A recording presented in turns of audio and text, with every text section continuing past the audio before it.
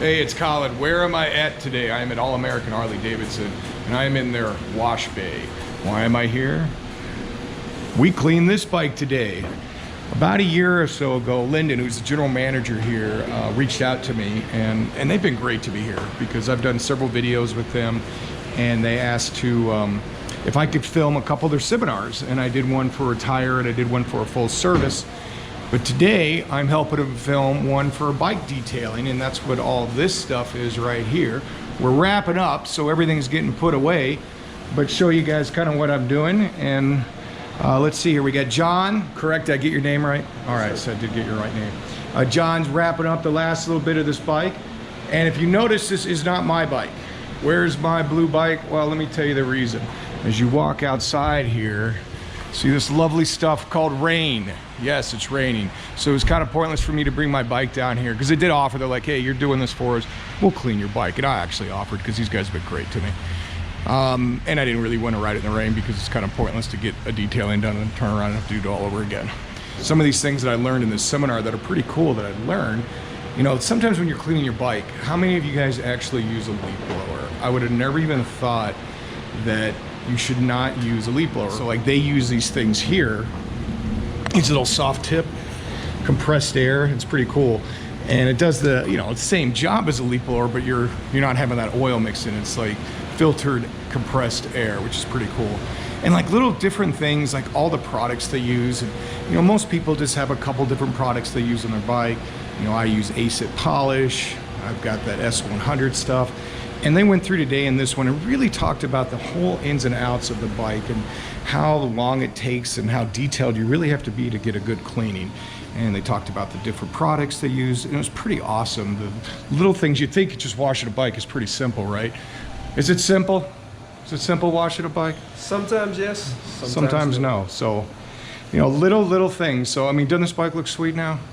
I wish my bike was in here right now. This came out really sharp. But I really want to thank the guys at All-American Harley Davidson for, you know, inviting me up here to film them, and now I got to put this thing together. You can see all my lights here as I've been filming it, but I enjoy this type of stuff, like kind of paying them back for being great, awesome people here, and plus I enjoy doing it too.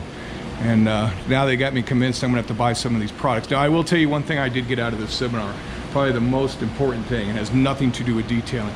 I got to get me one of these things right here, right? This motorcycle lift is like, this thing's like kick ass, and it's not that expensive. It's surprising. I thought motorcycle lifts were a lot more expensive, but I need one. I need one in my life because I do not have one in my garage.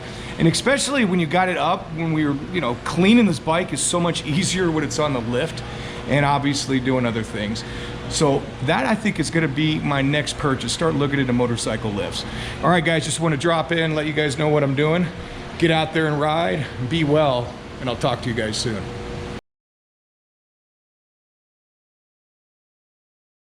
I think in general, washing a motorcycle is the results of using good products appropriately, plus time, plus effort. There's no magic bullet, but we will show you some tips and tricks to give you hopefully a better, easier wash job that you can perform at home and have a nice clean motorcycle on the road. Okay, to get started, you're gonna want a few things, right? Obviously you're gonna want a hose with fresh water.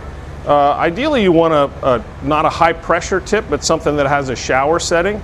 And if it's got a soft rubber end to it, that's extra credit, right? So just in case you get close to something and you tap it, you're not gonna nick your paint or something like that. So something that's gonna protect it. Now there's some products that purport to, you know, spray it all over your motorcycle and rinse it off.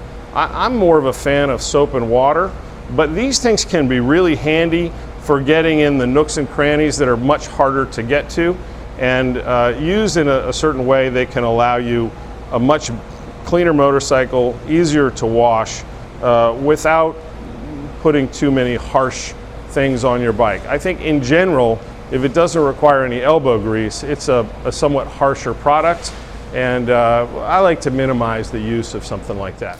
So anytime you wash a motorcycle, you want to start by doing the paint and the windshield first.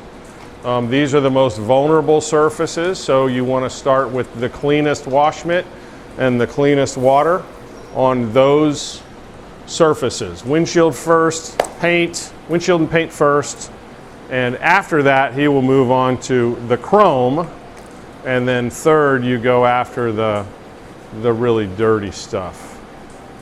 You can see by using that wash mitt how he's just sort of going around these surfaces. If you were just using a rag, it'd be kind of tough to do. If you're using a sponge, it's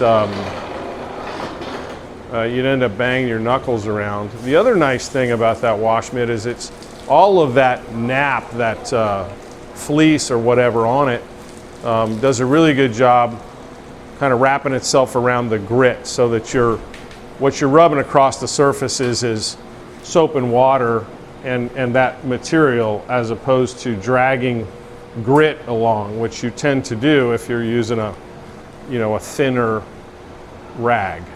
We have a pretty industrial sized dryer. It uses filtered air and sends a very forceful stream that allows us to blow the water off of the vehicle. There are smaller units that you can easily use in your garage, which are really great and making drying your motorcycle a lot easier. You certainly don't have to use that. If you do, you want to be careful to dry it in a certain way. You're not looking to force water into places that it doesn't belong. You also don't want to be blowing water off one part that you've just dried somewhere else. So starting from the top down, the front to the back, paying a little more care around things like switches and gauges, so you're not doing a lot to force water in there.